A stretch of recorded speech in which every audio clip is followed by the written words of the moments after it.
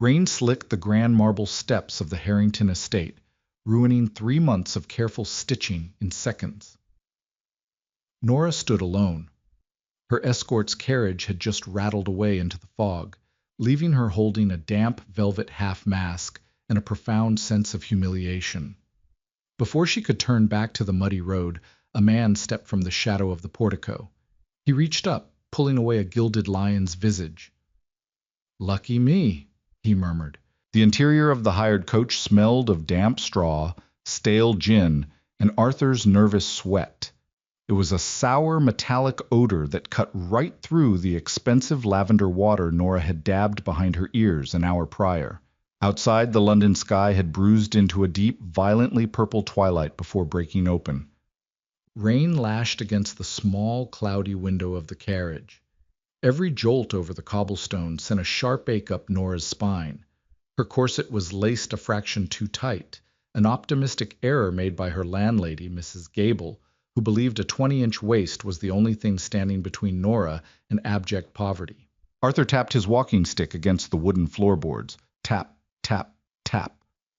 The rhythm was frantic, out of sync with the dull clop of the tired horse pulling them toward the Harrington Masquerade. "Dreadful weather," Arthur said. His voice cracked slightly on the second word. "It's just rain, Arthur." Nora didn't look at him. She stared at the condensation bleeding down the glass, watching the gas lamps blur into yellow streaks. She was wearing a gown of deep emerald silk, a garment she had sewn herself by candlelight over the span of 80 nights. The fabric was cheap, but the cut was immaculate, designed to fool the untrained eye. Arthur's eye was thoroughly untrained. He was a second son of a lesser baron, a clerk in a shipping firm, and currently the most irritating man in England. "My boots," he muttered, looking down at his feet. "They're suede. Ruined, I expect. Completely ruined." Nora closed her eyes. The carriage groaned to a halt. They were still 50 yards from the main portico of the Harrington estate. A line of much finer carriages, lacquered black, bearing crests on their doors, blocked the way. Footmen with massive black umbrellas hurried back and forth like agitated bats, shouting over the downpour. "We can walk from here," Nora said, gathering the heavy folds of her skirts. The air inside the cab was suddenly suffocating. She just wanted to be out, to be in the grand ballroom with the string quartet and the warm glow of 1,000 wax candles. She wanted to prove to herself that the blister currently forming on her left heel was worth the agony. Arthur didn't move. His hand remained wrapped tightly around the brass handle of his cane. His knuckles were white. "Arthur?" He swallowed hard. The sound was horribly loud in the small space. "Nora, I cannot go in." Nora froze. Her hand hovered over the door latch. She looked at him. He was pale, a fine sheen of perspiration coating his upper lip. He looked entirely pathetic. "What are you talking about? We are here. The invitations were checked at the gate. My father," Arthur blurted out, the words tumbling over each other. "I saw his crest on the carriage 2 spots ahead. He's here. He told me he was in Bath." "So?"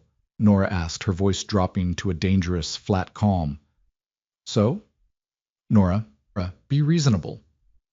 Arthur finally looked at her, his eyes wide and pleading. "If he sees me here, with you—" He didn't finish the sentence. He didn't have to.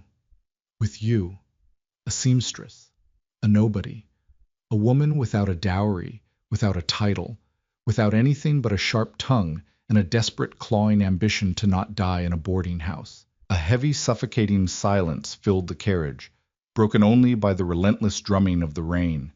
Nora felt a hot, prickling sensation behind her eyes, but she forced it down. She refused to cry. Not here. Not for him. The humiliation didn't feel like a sharp stab. It felt like a slow, heavy sludge pouring into her stomach. "I see," she said. Her voice sounded hollow, belonging to someone else. "I'm sorry, Nora, truly. It's just the inheritance, the stipend. I can't risk it." He reached into his coat pocket and pulled out her invitation, thick piece of cream cardstock with gilded edges. He held it out to her like a peace offering. "You go. You look beautiful. No one will know you arrived without an escort once you have your mask on." Nora stared at the card. The edges were slightly bent where his sweaty fingers gripped it. She snatched it from his hand. She didn't say another word. She turned the latch, shoved the carriage door open, and stepped out into the night. Her thin leather soles hit the wet cobblestones with a sickening splash. Icy water soaked immediately through to her stockings. She slammed the door shut behind her with enough force to rattle the carriage frame. She didn't wait to watch him leave, but she heard the driver crack the whip. She heard the wheels grind against the stones as Arthur's carriage pulled out of the line, turning sharply back toward the city. The sound faded into the rain, leaving her entirely alone at the bottom of the Grand Harrington steps. The rain was not a polite drizzle. It was a cold, driving sheet of water that felt like tiny needles against Nora's bare shoulders. The emerald silk of her dress, so meticulously pressed hours ago, instantly went heavy and dark, clinging to her legs like wet paper. She stood at the base of the staircase, a sweeping curve of white marble that led up to a massive pillared entrance. High above, warm golden light poured from tall French windows. She could hear the faint, elegant strain of violins cutting through the wind. It sounded like a different world up there, a dry, warm, secure world. Nora took a step forward, and her left shoe sank into a puddle of thick, gritty mud. She stopped. A violent shudder ripped through her body. It wasn't just the cold, it was the absurdity of it all. She had spent half a year's savings on the silk for this gown. She had skipped meals to afford the cab fare so she wouldn't arrive smelling of the omnibus. And here she was, standing in the muck like a stray dog, abandoned by a coward. She looked down at her hands. She was clutching the cream invitation and a cheap velvet half-mask decorated with glued-on raven feathers. The feathers were already drooping, looking pathetic and drowned. "Go home," a rational voice in her head whispered. "Walk back to the main road, find a hackney, pay whatever coins you have left, and go back to your drafty room." But the thought of facing Mrs. Gable's pitying look was worse than the rain. The thought of admitting defeat, of sitting in the dark and unlacing her own corset because there was no one else to do it, made her stomach churn with bile. She looked up the steps. There had to be 50 of them. Nora gritted her teeth. She shoved the mask onto her face. The wet velvet felt clammy and gross against her cheekbones, smelling faintly of old dust and glue. She gripped the heavy sodden skirts in both hands, lifting them entirely out of the mud, exposing her ruined stockings and muddied ankles.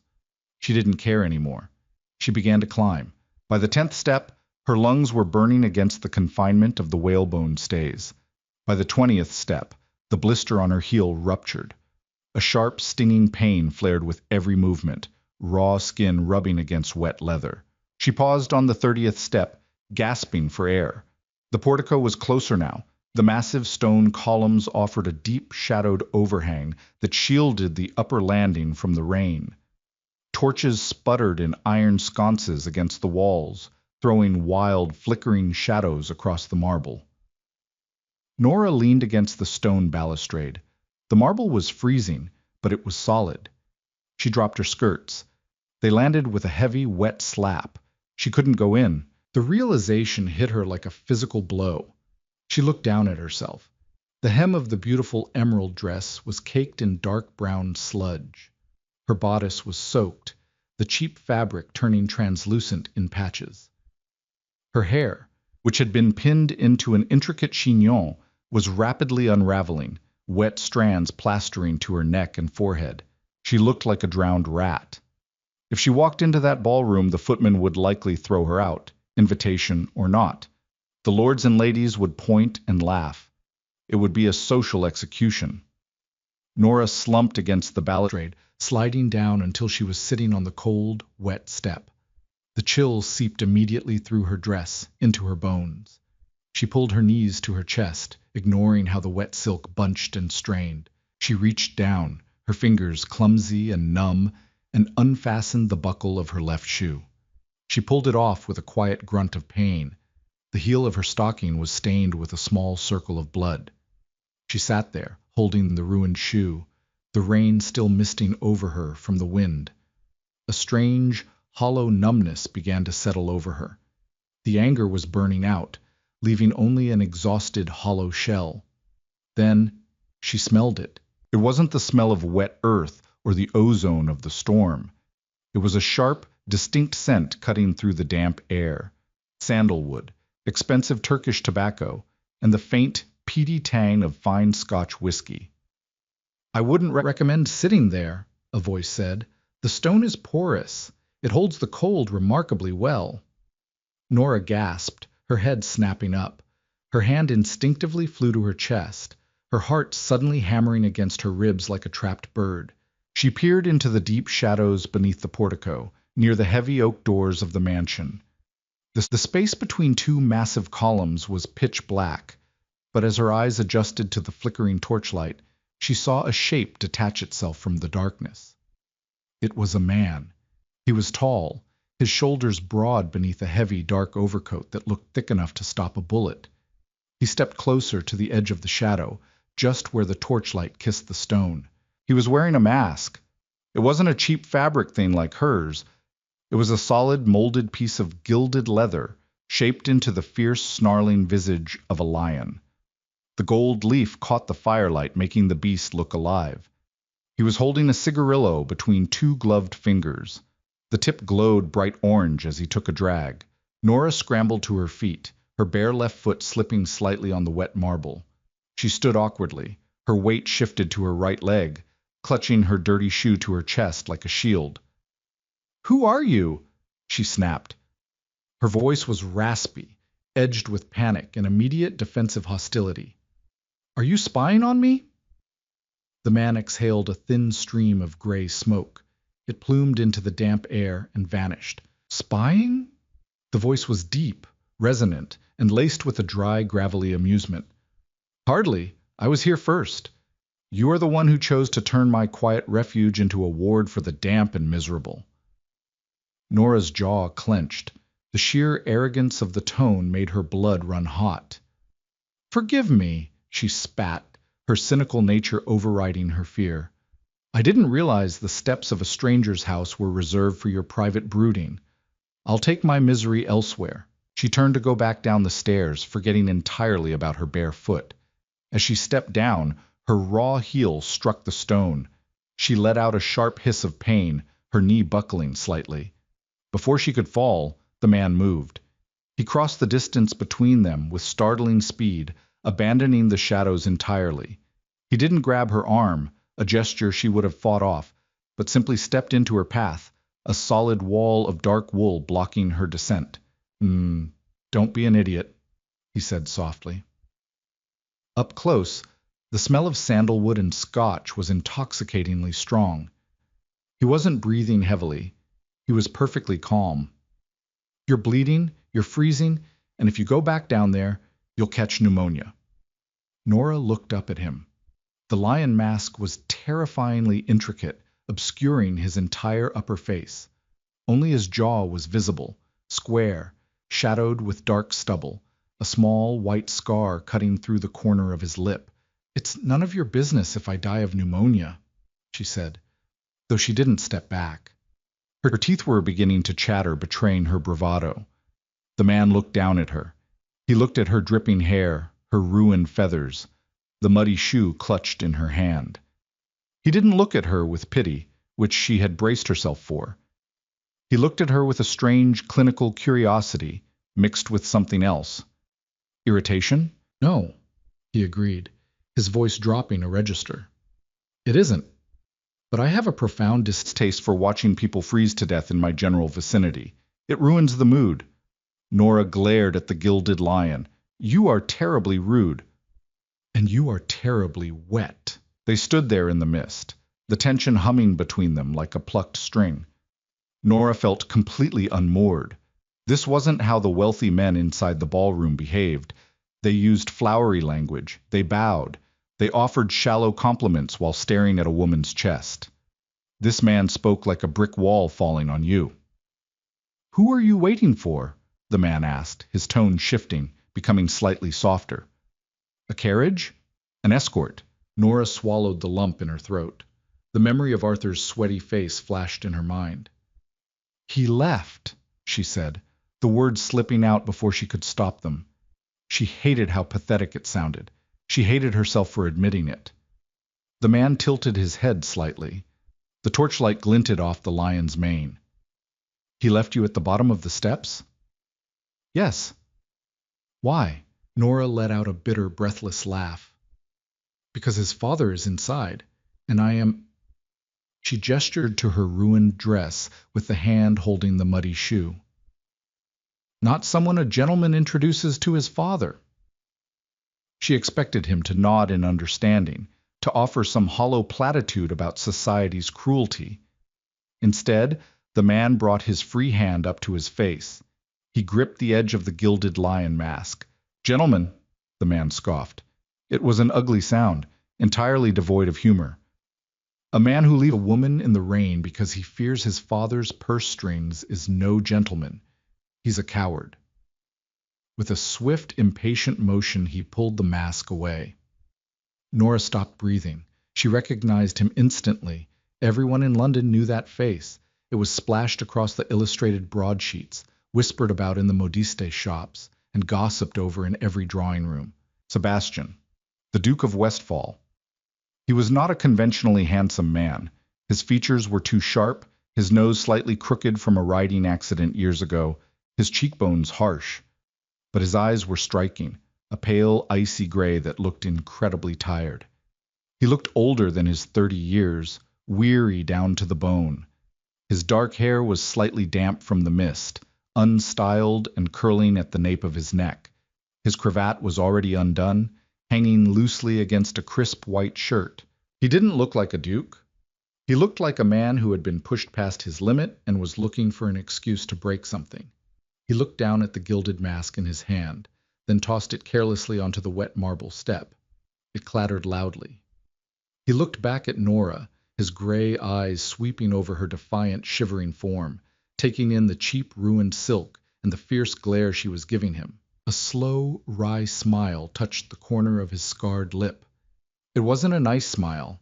It was cynical, acknowledging the absolute absurdity of the universe. "Lucky me," he murmured. Nora blinked, thrown off balance. "Excuse me? I was just standing there," Sebastian said, gesturing vaguely to the shadows, calculating precisely how much of my sanity I would have to sacrifice if I went inside and endured Lady Harrington's attempts to marry off her buck-toothed daughters. I prayed for a distraction, a fire, a sudden plague, anything. He looked at her, the smile fading into something dangerously intense. And then you dragged yourself out of the mud, took off your shoe, and insulted me. He reached out and took the muddy slipper from her frozen fingers. He didn't seem to care that the sludge stained his immaculate leather gloves. The universe provides. Nora's brain struggled to catch up. She was standing inches from a duke. She was covered in mud, half barefoot, and shivering violently, and he was holding her shoe. I should go, she stammered, the fight draining out of her, replaced by a sudden, terrifying awareness of the power dynamic. "You can't walk," Sebastian stated simply. "And I'm not letting you hobble away into the dark. It would weigh on my conscience, and my conscience is already quite heavy enough." He turned slightly, offering her his arm. The fabric of his sleeve was thick, dark wool. It looked impossibly warm. Nora stared at his arm, then up at his face. "You want me to take your arm? I will ruin your coat." Sebastian looked down at his sleeve, then back at her. "It's a coat. Its entire purpose is to endure weather. Take the arm before you fall over and force me to carry you. I assure you, I am too tired for heroics." The utter lack of romance in his delivery finally snapped Nora out of her shock. A reluctant, raspy laugh escaped her lips. It hurt her dry throat. She reached out, her fingers trembling slightly, and rested her hand on his forearm. The wool was rough beneath her fingertips, but the heat radiating from his body was a physical shock. It felt like standing near a furnace. Sebastian didn't flinch at the wet, muddy state of her hand.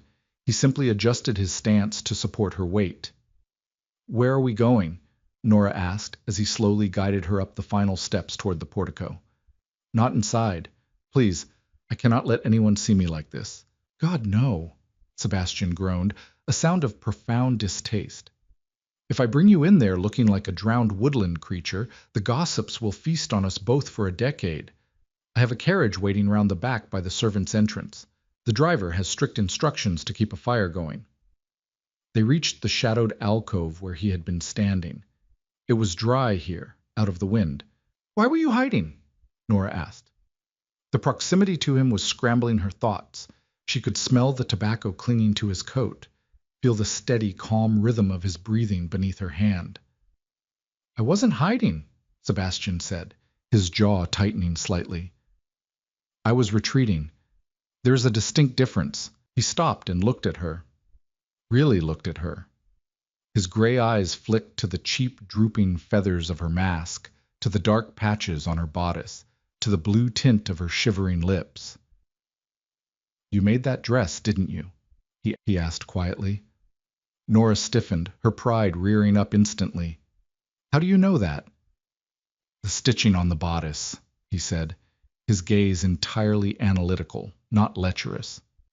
"It's tight, personal. Not the rushed work of a modiste churning out a dozen gowns for the season. You bled for it." Nora looked away, her throat tight.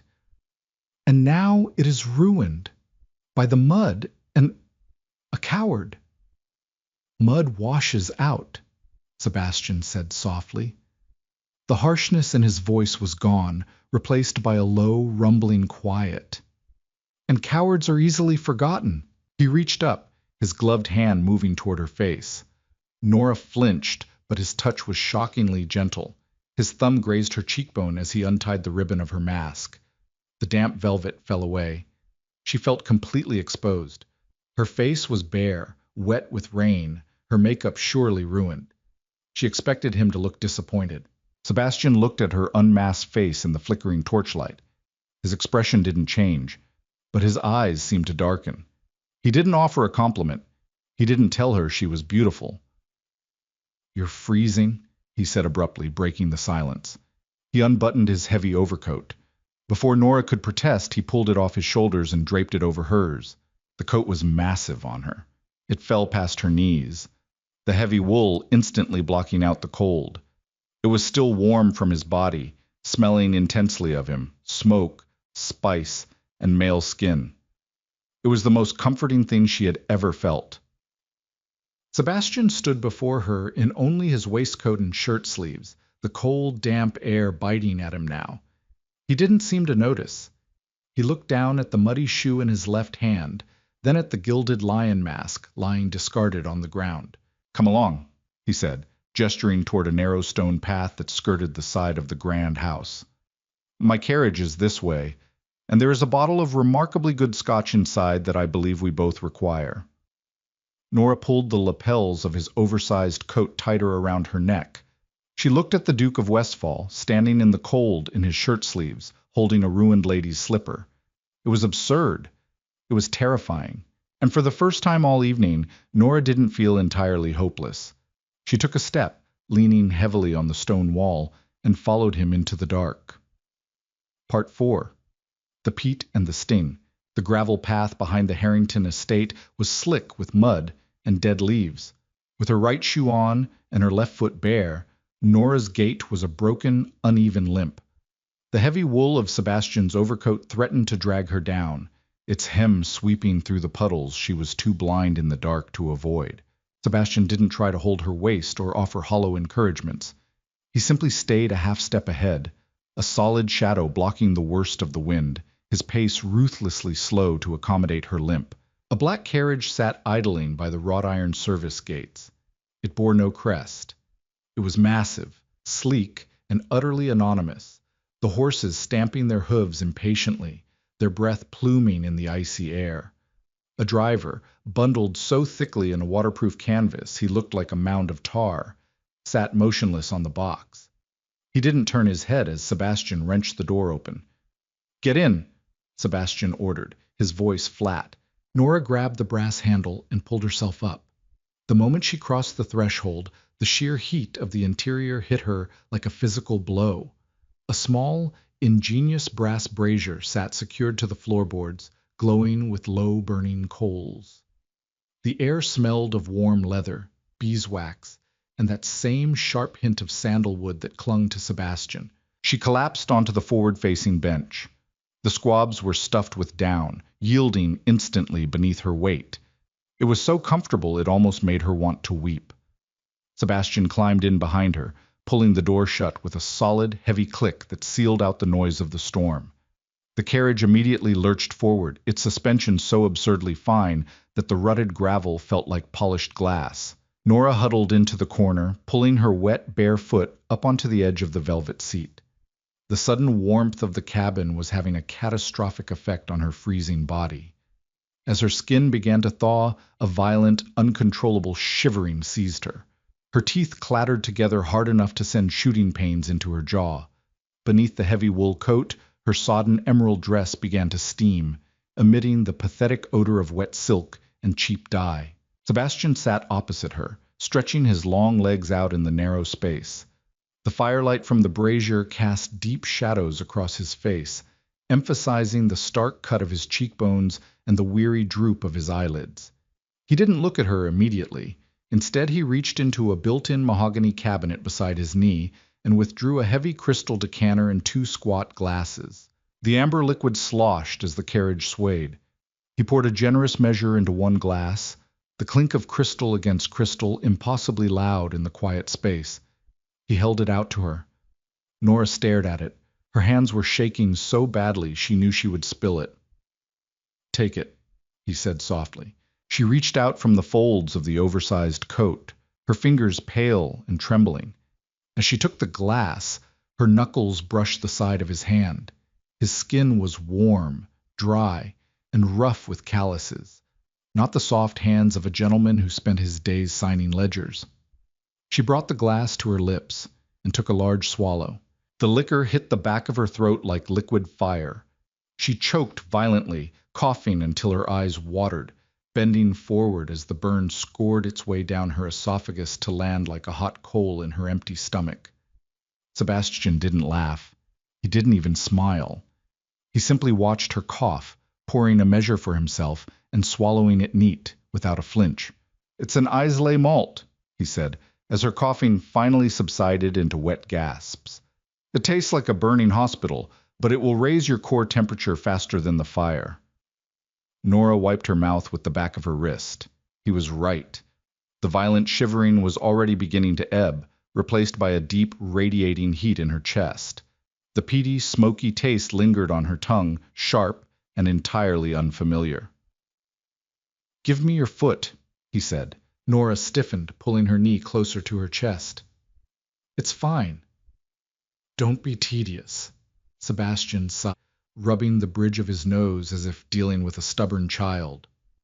"You're leaving bloody footprints on the upholstery, and my driver is remarkably particular about the velvet. Your foot. Now." He set his glass aside and leaned forward. The sudden proximity made her pulse jump, an irritating thud against her own ribs. She reluctantly extended her left leg, letting her foot rest on his knee. Her foot was a disaster. The skin was pale blue from the cold, streaked with mud from the Harrington steps, and the heel of her stocking was soaked in a fresh bloom of dark red. Sebastian didn't recoil. He reached into his trouser pocket and pulled out a pristine, white linen handkerchief. He took her heel in one hand, his grip firm and entirely clinical, ignoring the mud that instantly transferred to his palm. With his other hand, he pressed the folded linen sharply against the ruptured blister. Nora let out a sharp hiss, her leg jerking instinctively. "Still," he commanded, his grip tightening.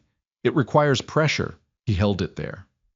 The silence in the carriage stretched, broken only by the steady rhythmic clop-clop of the horse's hooves and the hiss of the coals. Nora stared at the top of his head. His dark hair was unruly, catching the amber light of the cabin. It was a profoundly intimate position, yet entirely stripped of romance. He wasn't caressing her instep. He was treating a wound with the detached efficiency of a field medic. The contradiction of it, the Duke of Westphal kneeling in the dirt of his own carriage to stanch the bleeding of a seamstress, made her head spin more than the scotch. "You know my face, and unfortunately, my title," Sebastian said without looking up, his thumb still applying heavy pressure to the linen. "Yet I am at a disadvantage. I prefer to know the name of the women bleeding in my carriage." Nora swallowed hard.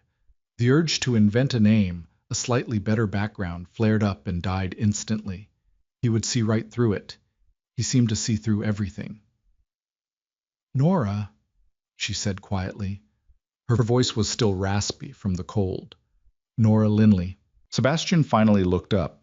His gray eyes met hers, assessing, weighing the name. "Well, Nora Linley," he said, his voice entirely devoid of pity, "you have had a thoroughly miserable evening." A short, bitter laugh escaped her before she could stop it.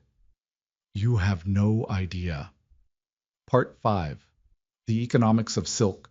Sebastian tied the blood-spotted handkerchief into a tight knot around her heel. He moved with a practiced economical efficiency. Once it was secure, he let go of her foot, leaning back against the plush velvet squabs and picking up his glass of scotch again. "Where am I taking you, Nora Linley?" he asked. Nora hesitated.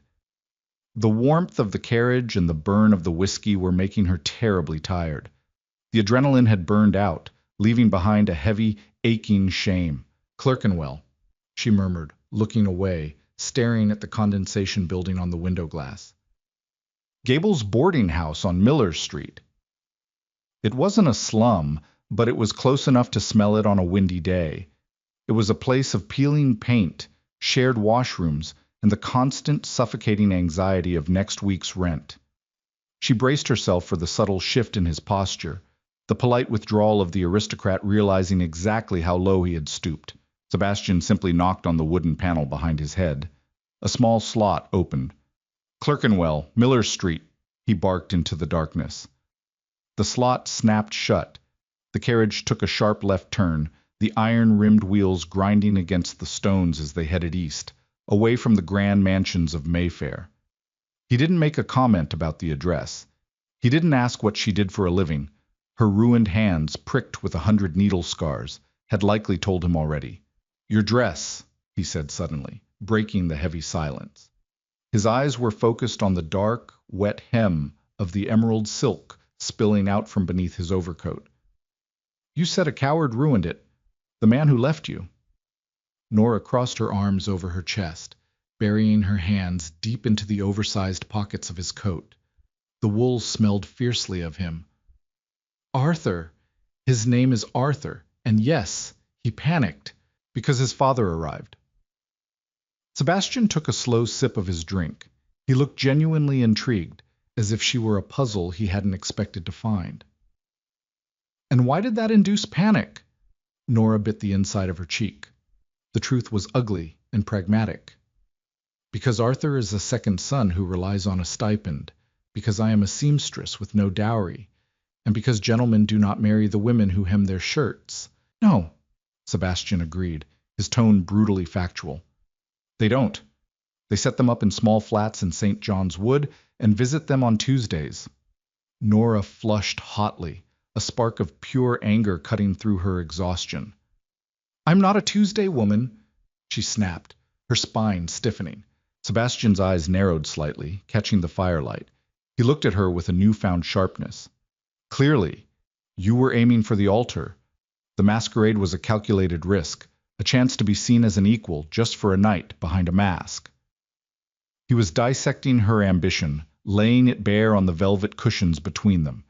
It made her feel entirely naked, far more than the wet dress ever could. "I wanted security," Nora said, her voice dropping, defensive and raw. "Is that such a crime? You sit there in your bespoke coat, in a carriage that costs more than I will earn in 2 lifetimes, and you judge me for wanting to know that I won't freeze in my bed next winter." "I am not judging you, Nora," Sebastian said quietly. The cynical edge had vanished from his voice, replaced by something heavier. "I am judging him, Arthur." for leading you to the bottom of the steps and leaving you in the mud.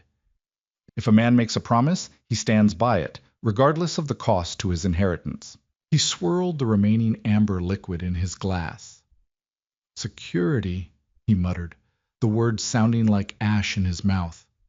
Security is a gilded cage. You lock yourself inside it, and eventually you forget how to breathe the outside air. Nora stared at him. She looked at the exhaustion etched into the lines around his eyes, the tense set of his jaw. He was a duke.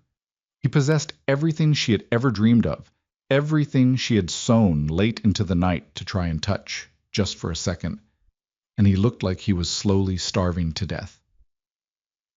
Only someone who has never truly starved, Nora said softly, her anger fading into a sad, heavy truth, would call a cage gilded.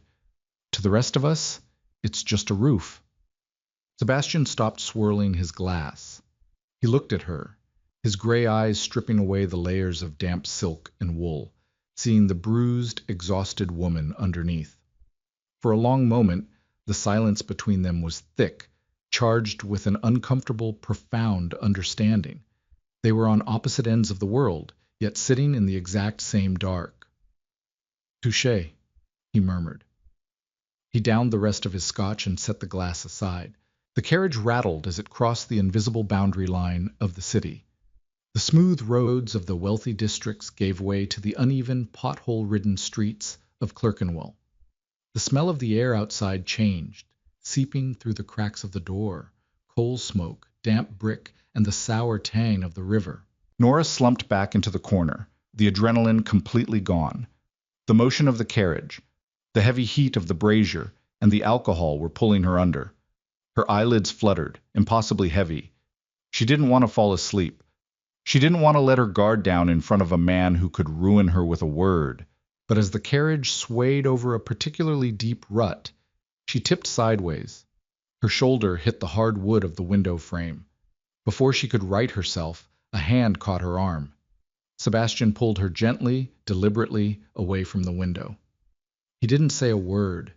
He just shifted closer, his broad shoulder pressing lightly against hers, offering a solid, warm wall for her to lean against. Nora was too tired to fight it. She let her head drop, her cheek resting against the rough wool of his sleeve. He smelled like safety.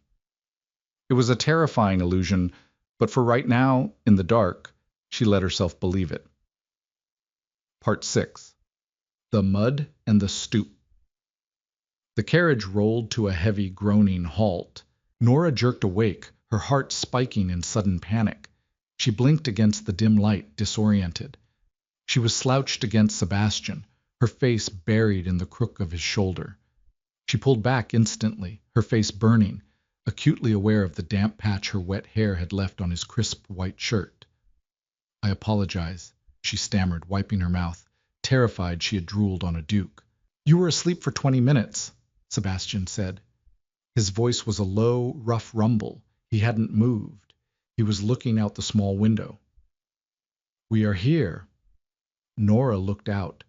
The narrow, soot-stained street was pitch black, save for a single flickering gas lamp at the corner. The massive carriage took up almost the entire width of the road, looking absurdly out of place, a beast of prey parked among scavengers. Directly outside her window was the peeling green door of Mrs. Gable's boarding house. The brass numbers were tarnished black. It looked infinitely smaller and sadder than she remembered it when she had left hours ago, full of desperate hope. Reality came crashing back down, suffocating and sharp. "Thank you," she said, her voice stiffening as she retreated back into her defensive shell. She gathered the heavy folds of his coat, preparing to shrug it off. Her emerald dress underneath was no longer soaking wet, but it was clinging to her skin, stiff and wrinkled. "Leave it," Sebastian said abruptly. Nora paused, her hands gripping the lapels. "Your coat? I cannot keep your coat. It's worth more than this entire building. It's wet, you're shivering, and I have 12 more exactly like it," he lied smoothly, his tone flat and unyielding. "Leave it on, Nora, or I will assume you enjoy catching fevers just to spite me." She looked at him. The cynical mask was firmly back in place, but his jaw was tense. She realized with a strange twist in her chest that he didn't want the coat back. He wanted to leave something with her. "Fine," she whispered. Sebastian reached for the door handle. He pushed it open and stepped out into the damp, freezing night before the driver even had a chance to climb down. Nora followed, moving awkwardly. Her left foot, wrapped tightly in his ruined handkerchief, throbbed with a dull ache as she put weight on it. She grabbed the frame of the door, dreading the descent. Sebastian didn't wait. He turned, reached up, and gripped her firmly by the waist. Nora gasped as he lifted her entirely off the carriage step. He swung her down, setting her gently on the cracked stone of the stoop. His hands lingered on her hips for a fraction of a second longer than necessary, a heavy, anchoring pressure, before he let go and stepped back. The air outside was brutally cold after the hothouse of the carriage.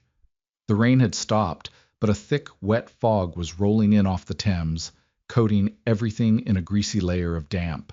Nora stood on the top step, clutching the oversized coat tightly around her. She looked down at him. He was standing on the uneven cobblestones, his white shirt sleeves stark against the darkness, the damp cold already sinking into him. "You should get back inside," she said, her voice barely carrying over the snort of the horses. "You'll freeze." Sebastian looked up at her. In the gloom, his pale gray eyes were unreadable. He looked at the peeling green door, at the cracked windows of the boarding house, and finally back at her bruised, exhausted face. "I survive," he said quietly. He reached into the dark interior of the carriage and pulled something out. He tossed it lightly onto the stone step at her feet. It was her ruined, muddy left shoe. Nora stared at it, then back up at him.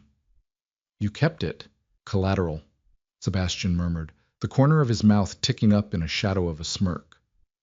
"A reminder that I am owed a favor by a woman who punches above her weight." It was a ridiculous thing to say. It was a brush-off, a cynical joke to cut the tension. But as he looked at her, standing in his coat on the steps of a slum, the air between them felt thick, heavy with things left entirely unsaid. "Good night, Nora Lindley," he said. He didn't bow. He didn't kiss her hand. He just gave her one last piercing look, then turned and climbed back into the dark cavern of his carriage. The door slammed shut with a definitive thud. The driver cracked the whip, and the heavy wheels ground against the stones, pulling away into the fog. Nora stood on the cracked stoop, the cold seeping into her toes. She listened to the sound of the hooves fade into the city's hum, until there was nothing left but the drip of water from the eaves. She looked down at the muddy shoe resting on the stone. Slowly, her cold fingers curled into the heavy, rich wool of the Duke's coat, pulling it tighter against her chest. She inhaled deeply. The smell of sandalwood, peat smoke, and rain filled her lungs. She turned the brass knob of the peeling green door and stepped inside, into the dark. Morning in Mrs. Gable's boarding house did not break. It seeped. It crept through the cracks in the window frame in shades of dirty dishwater gray, bringing with it the smell of boiling cabbage from the kitchen below and the sharp tang of the Thames at low tide. Nora woke with a start.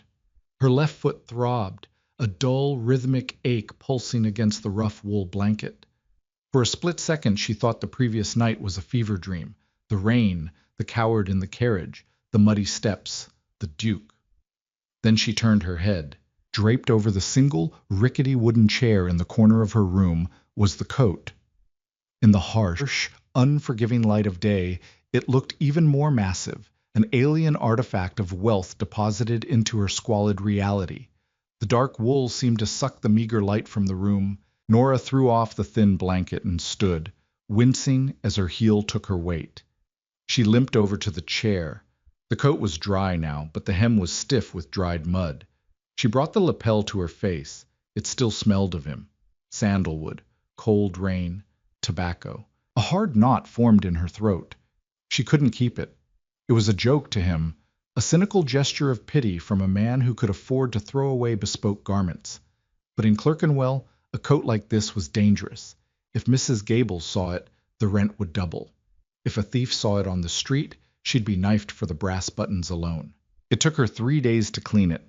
She spent her food allowance for the week on a tin of saddle soap and a stiff horsehair brush, scrubbing the dried mud from the hem until her knuckles bled and her fingernails cracked. She pressed the wool with a flat iron heated over a small, smoky coal fire, terrified of scorching the fabric. On the 4th day, the sky cleared to a brittle, icy blue. Nora wrapped the heavy coat in brown butcher paper, tied it with coarse twine, and began the long walk across London. Westfall House was not a home, it was a fortress. Situated on a sprawling corner in Mayfair, it was built of pale, imposing Portland stone, surrounded by a wrought iron fence tipped with gilded spears. There were no welcoming flower beds, only severe, manicured hedges that looked like they could draw blood. Nora did not go to the front door. She knew her place. She circled the perimeter until she found the mews, the cobbled alleyway servicing the stables and the kitchen. The air here smelled sharply of horse manure, fresh hay, and leather. Grooms in dark waistcoats moved with brisk efficiency, carrying buckets and tack. No one paid any attention to a woman in a plain brown wool dress carrying a parcel. She spotted a young stable boy tossing hay with a pitchfork. "Excuse me," Nora said, her voice sounding thin in the cold air. "I have a delivery for the house manager. Where might I leave it?" The boy paused, wiping his nose on his sleeve. He pointed the pitchfork toward a heavy oak door at the far end of the courtyard. "Through there. Ask for Mr. Higgins, but you'll have to wait. His Grace is in the yard." Nora's stomach dropped. She turned, suddenly hyper-aware of the courtyard. And there he was. Sebastian was standing near a massive, restless black stallion. He wasn't wearing a tailored suit or cravat. He wore scuffed leather riding boots, tight breeches, and a loose linen shirt rolled up to the elbows. His dark hair was messy, blown by the wind. He was arguing with an older man who looked like a farrier, pointing violently at the horse's front left hoof. He looked entirely human. He looked angry, tired, and fiercely alive. Nora took a step backward, intending to leave the parcel on a barrel and flee. But the movement caught his eye. Sebastian turned his head. The argument with the farrier died on his lips. Across 30 yards of cobblestones, manure, and stable hands, the Duke of Westfall locked eyes with the seamstress from Clerkenwell. He didn't look surprised. He looked like he had been waiting. "Leave it!" he barked at the farrier, not taking his eyes off Nora. He tossed a leather lead rope to a groom and started walking across the yard. Every instinct Nora had screamed at her to run. The arrogance of his stride, the sheer physical presence of him, made her painfully aware of her scuffed boots and her patched brown dress.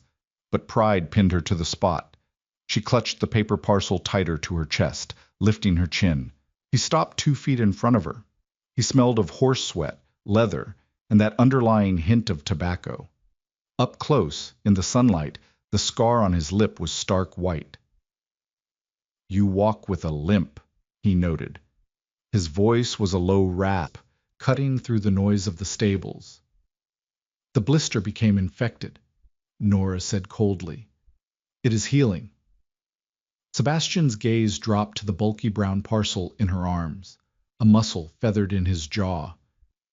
"Tell me that is not what I think it is. I do not accept charity, Your Grace." Nora shoved the parcel toward him. It was heavy, and her arms ached. "It is cleaned and pressed. I bought the proper soap so the wool would not strip." Sebastian didn't take it. He stared at the package, then looked at her hands. Her knuckles were raw, the skin split and red from the stiff brush and the cold water. A dark, dangerous storm gathered in his pale gray eyes. "You scrubbed it," he said, his voice dropping dangerously low. "You stood in some freezing washroom and scrubbed mud out of a coat I explicitly told you to keep. I am a seamstress, not a beggar," Nora snapped, her temper flaring. The exhaustion of the past 4 days, the hunger gnawing at her belly, finally boiled over. "You think you can just toss a piece of clothing worth 20 pounds at me and wipe your conscience clean? You think that makes us even for the humiliation of that night? Take the damn coat." She thrust it forward again. When he still refused to raise his hands, she simply let it go. The heavy parcel hit the cobblestones with a dull thud. Silence descended on their small corner of the yard. A groom leading a horse nearby stopped and stared, eyes wide. No one dropped things at the Duke's feet. Sebastian looked down at the brown paper lying in the dirt. He didn't yell. He didn't call for his men to throw her out. A slow, terrifyingly calm smirk touched the corner of his mouth. "Mr. Higgins!" Sebastian called out, not raising his voice, but it carried perfectly. The oak door opened immediately, and a frantic-looking man in a severe black suit scurried out. "Yes, Your Grace?" "Take this to my study," Sebastian said, pointing a single leather-gloved finger at the parcel. He stepped closer to Nora. The heat coming off his body was palpable. "And have a pot of black tea brought up. 2 cups." "I am not staying for tea," Nora hissed, backing away. "Yes, you are," Sebastian said quietly. He finally reached out, his hand wrapping around her upper arm. His grip was entirely unbreakable, yet strangely careful. "Because you just threw my coat in the horse shit, Nora Linley, and you are going to explain your terrible business sense to me in private." The interior of Westfall House was entirely suffocating. It was a labyrinth of dark oak paneling, heavy velvet drapes that blocked the sunlight, and marble busts of dead men who looked entirely unamused. Sebastian's study, however, was different. It was a chaotic lived-in sanctuary located at the back of the house. The walls were lined with books stacked haphazardly, not for display.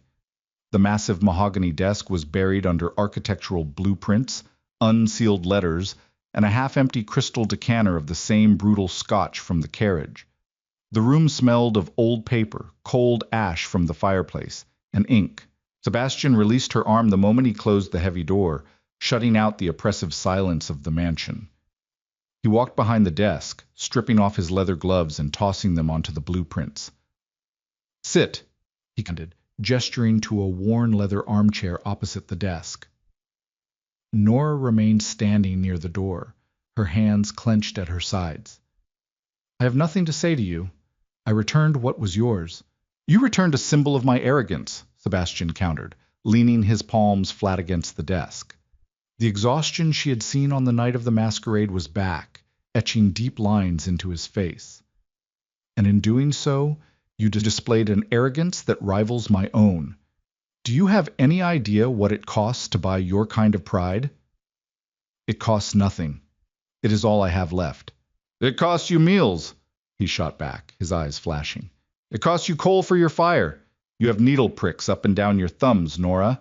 Your boots are resoled so many times the cobbler is guessing at the shape of your foot. You refused a coat that could have kept you warm because you were terrified of being beholden to a man." "Because men collect their debts!" Nora yelled, the words tearing out of her throat. The polite veneer shattered completely. She didn't care that he was a duke. She didn't care about the marble halls. "Arthur collected his debt by abandoning me when I ceased to be convenient. You toss a coat and think it buys you the right to analyze my misery. I do not want your pity, and I do not want your charity." Sebastian stared at her. He didn't look angry anymore. He looked like a man who had just struck flint and finally found a spark. He stood up straight, ran a hand through his messy hair, and let out a long, slow breath. "Good," he said quietly, "because I have absolutely no pity to give you, and charity bores me." A soft knock interrupted them. Mr. Higgins entered silently, carrying a silver tray with a steaming teapot and 2 delicate porcelain cups. He placed it carefully on the edge of the desk, retrieved the brown paper parcel from the floor where he had left it earlier, and vanished, closing the door softly. Sebastian walked around the desk. He didn't pour the tea. He stood a few feet from Nora, his physical presence dominating the small space between them. "You are a seamstress," he stated, entirely businesslike. Nora frowned, thrown by the sudden shift in tone.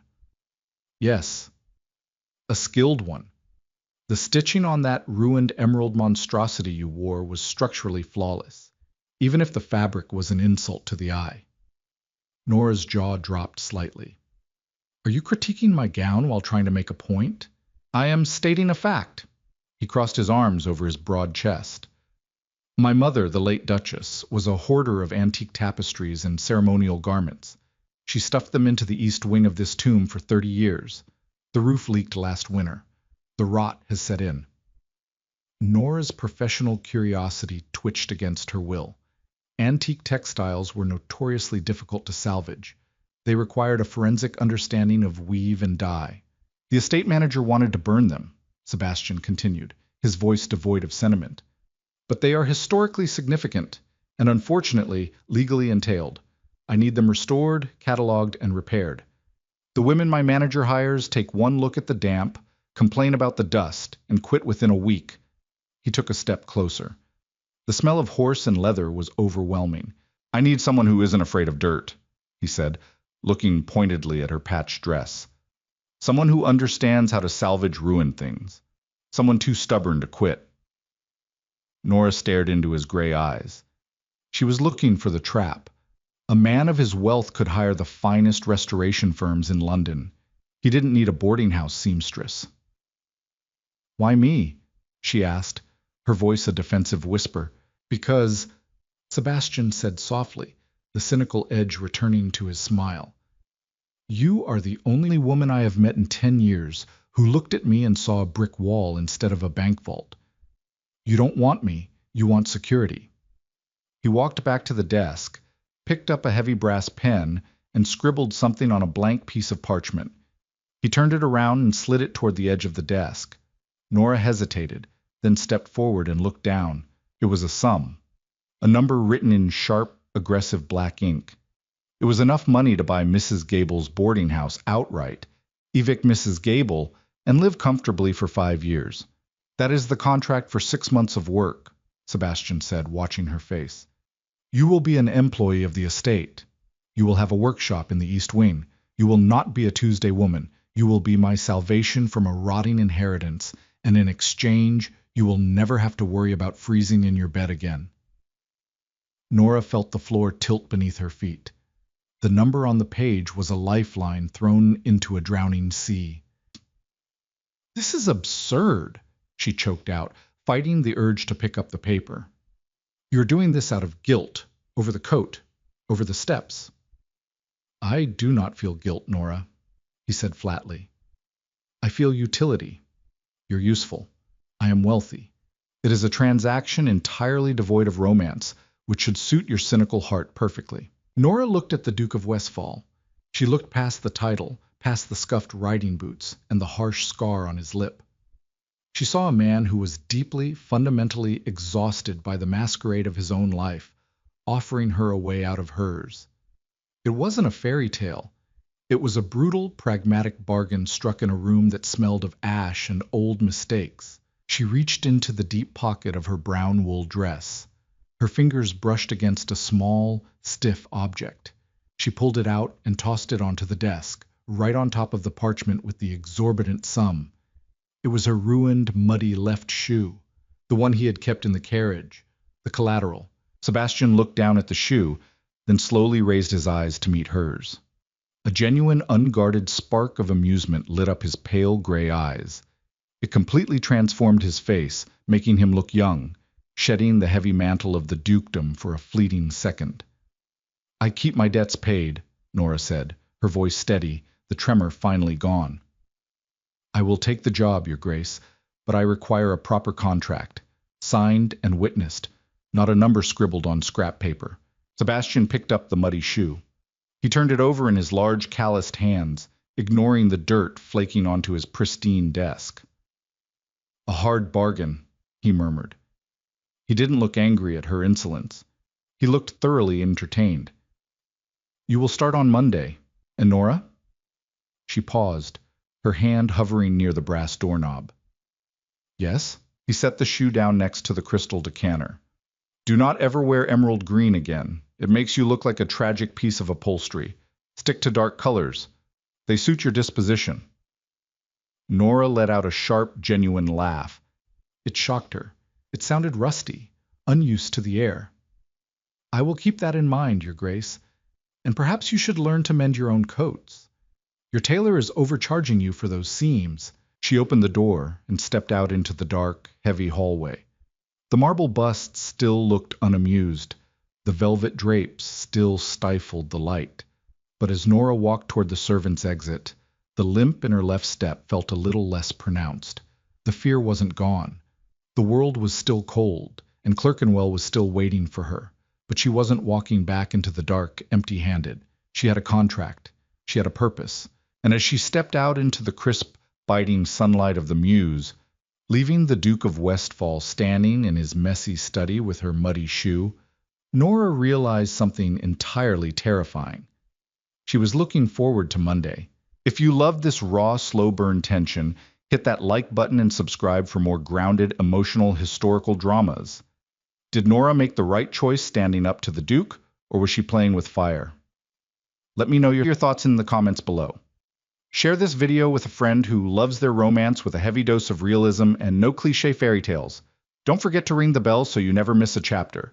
See you in the next story.